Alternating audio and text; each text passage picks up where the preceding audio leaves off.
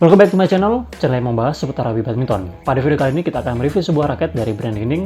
Ini dia, dengan seri GeForce 8000 Plus Extra Strong. Ya, ini bukan raket baru ya, tapi nggak apa-apa, kita review saja. Oke, jadi seperti biasa kita akan mereview spesifikasinya, kemudian kita akan melihat secara detail raket ini, dan nanti kita akan membahas pengalaman menggunakan raket ini dan rekomendasi. Oke, jadi jangan kemana-mana, tonton terus videonya.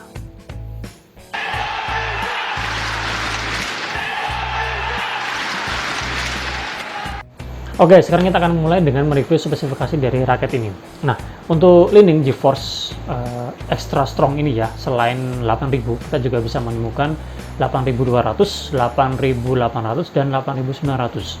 Nah, spesifikasinya sama, hanya beda di kosmetik atau catnya saja ya. Nah, kemudian untuk panjang raket, kemarin saya ukur sendiri tidak sampai 675. Ya, 673 sampai 674, sekitaran itu. Kemudian untuk end caps-nya seperti ini, berwarna hitam background-nya dan logonya berwarna gold. Nah, untuk end caps di Li-Ning kita bisa menemukan yang warnanya silver. Itu biasanya kita temukan di raket Li-Ning yang harganya di kelas bawah ya. Kemudian di kelas menengah itu warnanya seperti ini ya, hitam. Kemudian agak atas lagi warnanya orange, dan ada juga yang warnanya background hitam dan ada motif atau anyamannya seperti itu ya, yang saya ketahui ya. Nanti kalau ada yang mungkin belum tersebut silahkan ditambahi atau dikoreksi. Kita ke bagian atasnya, ke bagian grip. Ke bagian grip ini gripnya ini warna putih ya, warna putih bawaannya. Kemudian untuk size-nya itu kalau di G itu G5 ya, karena saya cari di beberapa lapak itu mereka menuliskan keterangannya itu G5, padahal kalau Li-Ning kan biasanya kan S ya. Ini kalau S mungkin S1 ya. Nanti kalau ada kesalahan silahkan dikoreksi ya. Nah, di bagian gripnya kita bisa menemukan ada beberapa keterangan ya di plastiknya itu. Kita bisa lihat di situ ada senar ya, ada senar, kemudian ada keterangan kode apa itu. Nah, ini ada tulisannya juga di situ, made in China, ada barcode-nya. Kemudian ada produk data. Nah, untuk produk datanya di sini ditunjukkan bahwa raket ini memiliki fleksibilitas medium stiff ya. Jadi cenderung ke hard ya. Untuk beratnya 86 plus minus 3 gram. Jadi nanti paling tinggi bisa 89, paling rendah nanti 83. Di 83 sampai 89. Oke, seperti itu. Untuk balance point-nya 300 plus minus 5 mm. Nah, seperti itu ya. Kemudian bahannya itu untuk frame-nya carbon fiber ya. Kemudian shaft-nya mungkin kurang lebih mungkin sama ya, gripnya, kemudian made in China. Nah, seperti itu di bagian gripnya ya. Kemudian kita ke atas, ke bagian con atau top cap, kita bisa menemukan brand Li-Ning. Kemudian ada juga di situ hologramnya untuk menandakan keaslian raket ini. Kemudian ada juga keterangan PM, kode PM itu adalah Pro Master. Kalau saya searching itu menunjukkan bahwa raket ini direkomendasikan untuk mereka pemain yang levelnya intermediate ke atas ya, seperti itu. Kalau yang pemula bagaimana? Nah, nanti kita akan bahas ya. Oke, sekarang kita ke bagian atasnya, bagian shaft. Kita bisa menemukan di sini ada beberapa keterangan, yaitu seri dari raket ini, GeForce 8000 Plus Extra Strong. Oke, kemudian di sisi yang lain kita bisa lihat di sini high tensile slim shaft, ya kisaran 7 sampai 7,2 ya. Head heavy sesuai dengan spesifikasinya tadi 300 ya, jadi masuk head heavy. Kemudian extra smash power dan tensionnya bisa sampai 35 lbs. Nah, untuk balance point-nya ya, karena ini termasuk head heavy ya. Kalau kosongannya kan 300. Kalau spesifikasi manufakturnya kan 300. Tapi kemarin saya ukur sendiri kosongan itu cuma 294. Nggak sampai 295. Malah nggak sampai 200, nggak sampai 300.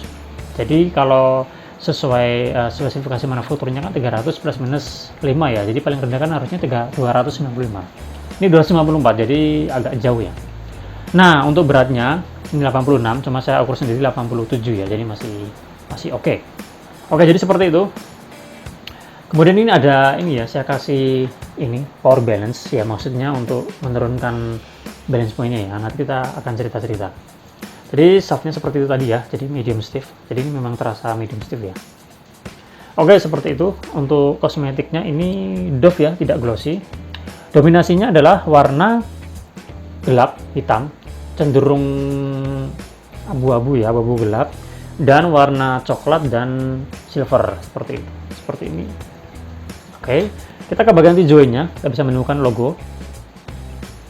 Oke, kemudian frame-nya seperti ini, isometrik ya, isometrik. Kemudian chromate-nya warna putih ya, warna putih semuanya.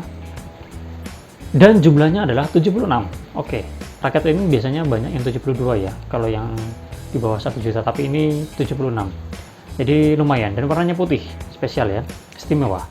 Oke, kemudian bagian bawah grommetnya biasa ya, tidak model U, jadi kalau Li-Ning seperti itu ya. Oke, untuk kualitas grommetnya bagus, putih transparan dan rapi ya, finishingnya rapi. Kemudian untuk aerodinamisnya di sini dan di sini, jadi dia tengah cenderung ke bawah. Oke, jadi karena grompetnya yang 76, jadi dibandingkan dengan yang SS99S yang 72, jadi seperti ini ya perbedaannya. Oke, seperti itu. Nah, kalau dibandingkan dengan RS MS17 yang grompetnya lebih banyak 80-an, nah seperti ini. Jadi dia lebih vertikalnya lebih tinggi ya. Oke, seperti itu. Nah, kita bisa menemukan beberapa keterangan di frame-nya. Kita bisa menemukan keterangan GeForce di bagian atas dan di bagian belakangnya. Kemudian turun ke bawah ada keterangan up to 35 lbs sebelah sini dan sebelah sini, depan belakang. Kemudian di agak ke bawah lagi kita bisa menemukan dynamic optimum frame dan aerotech beam system sebelah sini dan di sebelah sini. Oke, seperti itu. Dan ini model shape-nya ini aerobox ya. Aerobox. Nah, cuma kalau saya nggak tahu ini hanya perasaan saja atau memang bener ya, di bagian sininya tuh terlihat lebih lebar ya dari biasanya. Kita bandingkan ya. Oke, nanti teman-teman nilai sendiri apakah sebenarnya sama atau memang lebih lebar ya. Oke, seperti itu ya. Nah, itu untuk spesifikasi dari raket ini ya. Oke, nah sekarang kita akan lanjut ke review pengalaman menggunakan raket. Oke, sekarang kita akan mereview pengalaman menggunakan raket ini. Jadi raket ini sudah kita gunakan beberapa kali sehingga sudah bisa kita review ya. Kita bagi pengalaman saya menggunakan raket ini. Jadi raket ini sebagai informasi, raket ini saya kasih senar BG66 Ultimate, ini Yonex, tarikan 28 lbs. Seperti ini suaranya, heading sound-nya dan kualitasnya nggak perlu ditanyakan lagi, bagus ya.